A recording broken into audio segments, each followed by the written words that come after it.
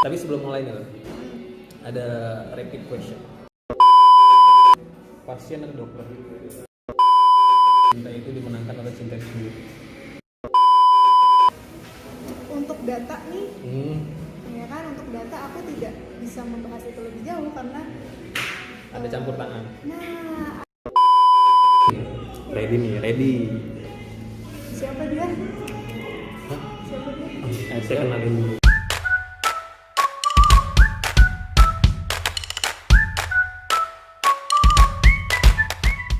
Perkenalan dulu.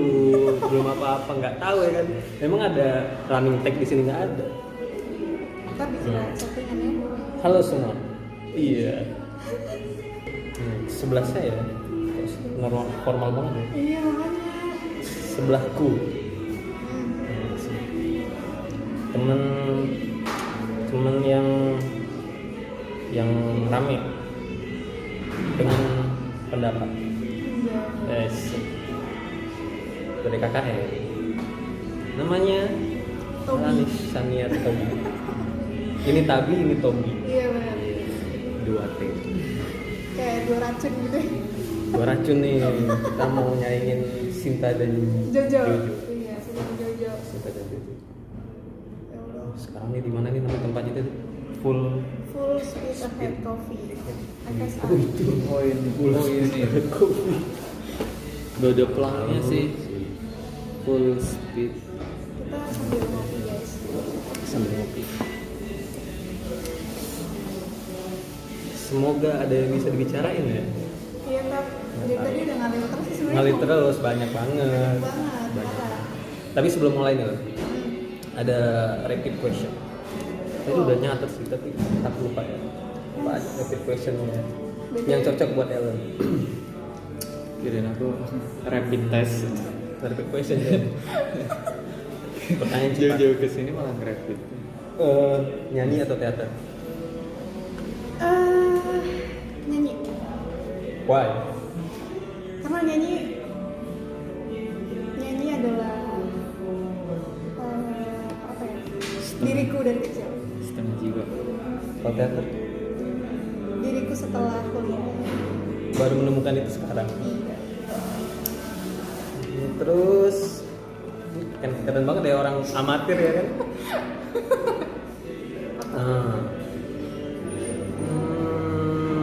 Bisnis atau sosial? Ini harus milih Milih. sosial. Kenapa? Enggak bisnis. Karena bisnis itu menurut aku ya, aku bisa menjalankan bisnis karena sosial. Oh gitu. Karena aku belajar dari mana-mana, aku melihat orang, aku berinteraksi sama orang, akhirnya aku punya pikiran, oh gue bisnis aja ya. Tapi kalau lo punya bisnis dan lo nggak punya sosial, lo nggak bisa masarin, nggak bisa belajar juga. Berarti- Ya nggak harus belajar yang kayak kuliah ya. Berarti sosial digunakan untuk bisnis. Iya bisa. Cuman kalau misalnya untuk bisnis doang enggak. Maksudnya itu kemanfaatan berlanjutan aja sih ya. Maksudnya kadang bisnis juga enggak. Aku bukan orang yang bisnis geru banget sih. Jadi kayak ya udah buat seneng aja, buat main-main aja gitu. Terus pasien atau dokter? Mending ngadapin pasien atau ngadapin dokter? Ngadepin. Mikir ya aku ya. Mikir loh. Aku ngadepin pasien aja. Oh pasien. Kenapa kok ditanya kayak gitu? Rata-rata perawat mending ngadepin pasien daripada ngadepin dokter. Karena memang dokter bukan harus dihadepin, Oh bukan harus dokter.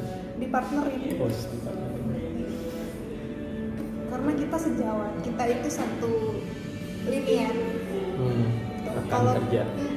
Kalau pasien kan emang concern kita ke pasien, jadi ya yang harus dihadapi pasien. Tapi menyangkal nggak kalau orang luar bilangnya semacam ada gap antara dokter sama macam-macam orang yang nggak tahu tentang ilmu kesehatan. Kalau ada gap tuh sebenarnya kayak ini aja sih budaya yang sudah mengakar. Karena dari dulu tuh dikenalnya perawat itu sebagai pembantu dari dokter.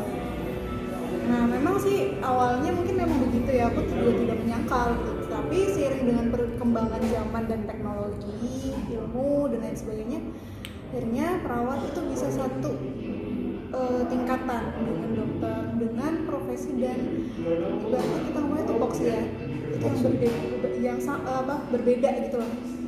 Jadi bukan lagi kayak bantuin, ya bener bantuin, tapi bukan yang kayak majikan dengan ini loh, sistemnya bukan gitu.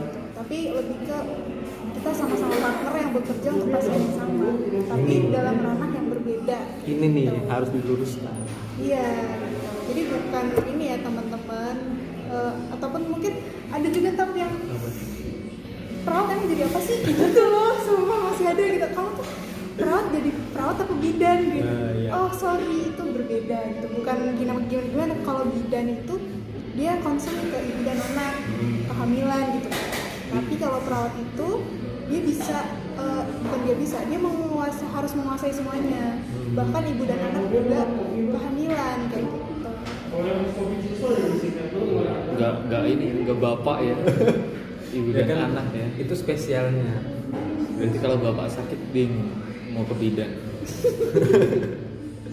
Jadi kalau di desa kan bidan yang banyak Bidan. standby kan. Iya. Mau sakitnya demam, mau sakitnya pilek, bidan yang nanganin ya. Iya, betul sekali. Malam-malam puskesmas kan beberapa desa yang terpencil kan Nggak ada. nggak buka malam-malam ya. Satu kecamatan kan satu desa satu. Iya di Jawa yang ada puskesmas per kecamatan ya. Di Sumatera, di Kalimantan, di Sulawesi. Papua ya. Terus dari tentang kesehatan. Ini beda lagi. Masih rapid juga. Rapid, 2 pertanyaan lagi. Bicara langsung atau kode? Bicara langsung. Bicara langsung. Bukannya perempuan itu suka kode-kode? Suka. Oh, suka. Maksudnya gini. Nggak menyangkal ya? Nggak menyangkal. Oh, iya. Tidak, aku tidak menyangkal. Tapi kalau diukur dari lebih baik mana, aku lebih baik bicara langsung kayak gitu. Ya meskipun itu aku susah ya. Susah. Ya gimana ya? Kadang masih kebawa gitu loh. Masih kebawa bahwa cewek tuh harus kode dan cowok tuh harus ngerti gitu tuh. Itu tuh masih kebawa kadang. Iya. Cuman lambat laun kita harus merubah, wahai para cewek ya kan, karena nggak semua cowok itu sebagai peramal ya harus ngerti. Tuh, ingat tuh.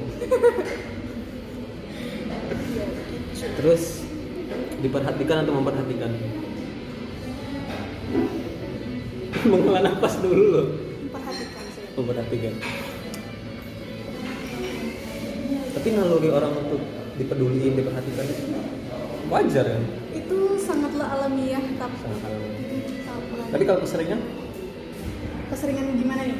misalnya nggak mau gitu, pengennya diperhatiin terus, Nggak baik dong, toxic. nggak baik. Itu udah toksik ini maksudnya. Karena Segitu aja udah toksik. menurut aku apa ya? Gini ya, kalau misalnya orang minta diperhatiin terus, itu kayak arogan dan egois. Itu menurut aku ya. Karena aku pernah membaca kutipannya Nietzsche bahwa dia bilang Waduh. kalau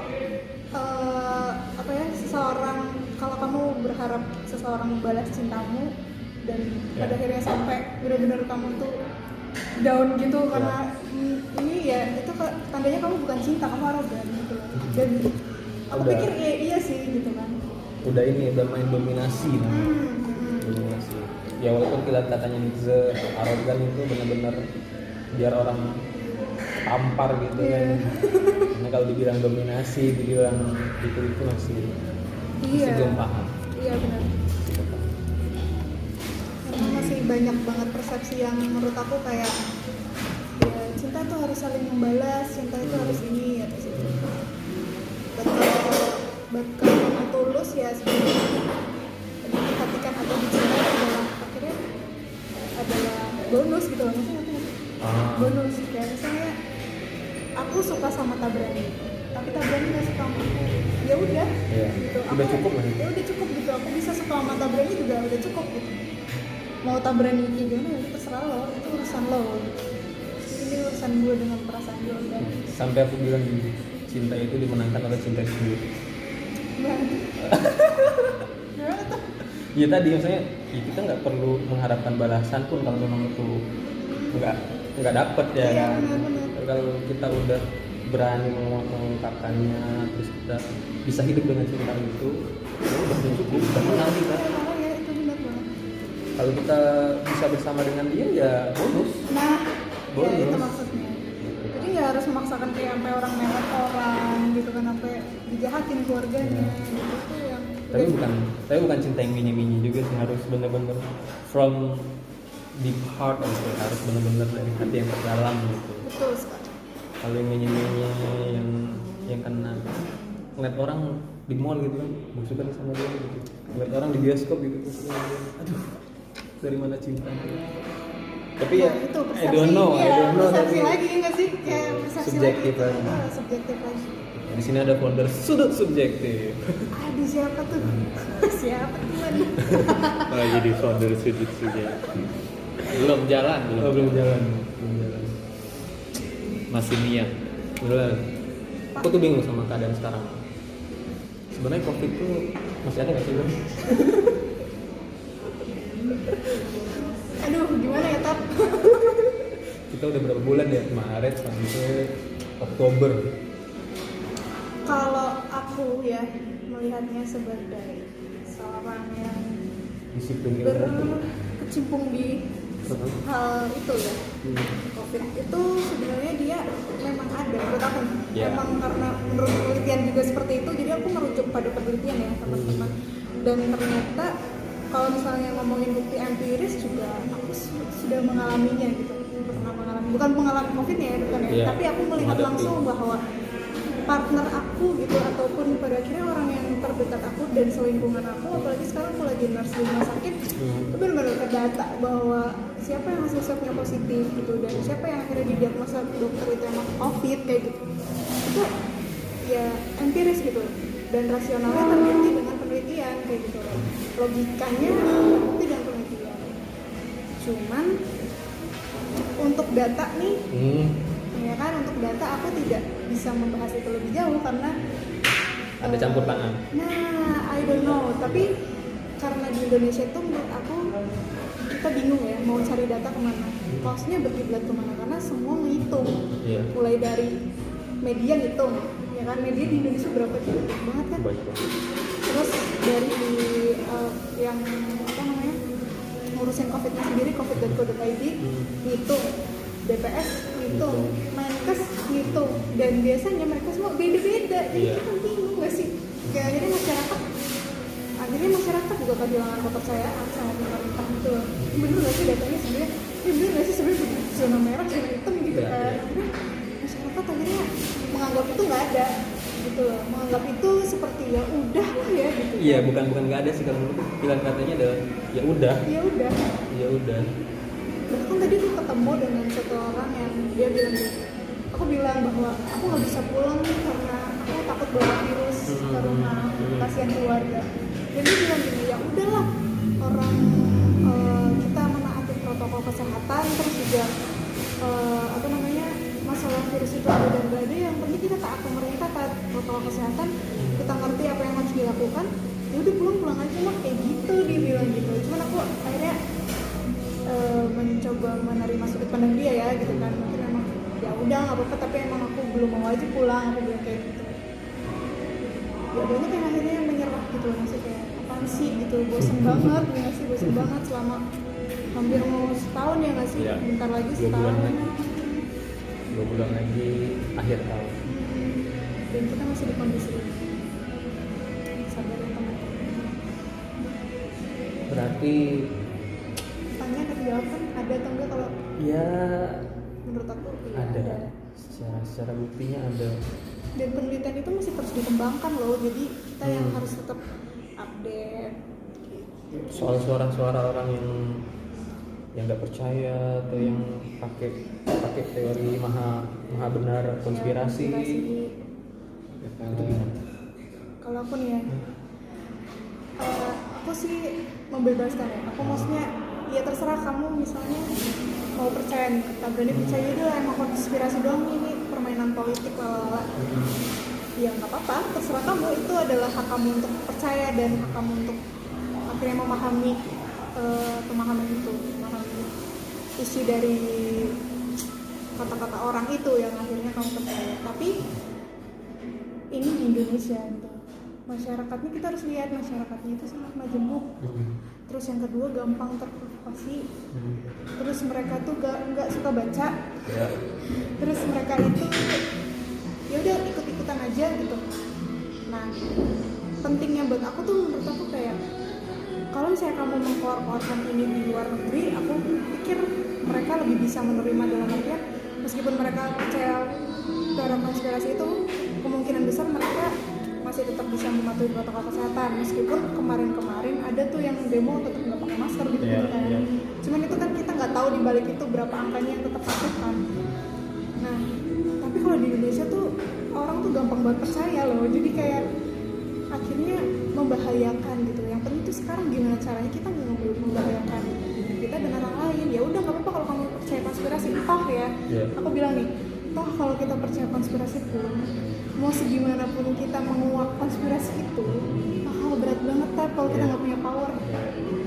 Siapa sih yang mau gapai orang elit di atas sana kalau kita aja nggak punya power? Itu sih. Yang penting sekarang adalah menjaga diri dan orang lain. Kita nggak punya power itu bikin kita nggak bisa apa-apa. Mau suara kita sekeras apapun, nggak bernilai apapun.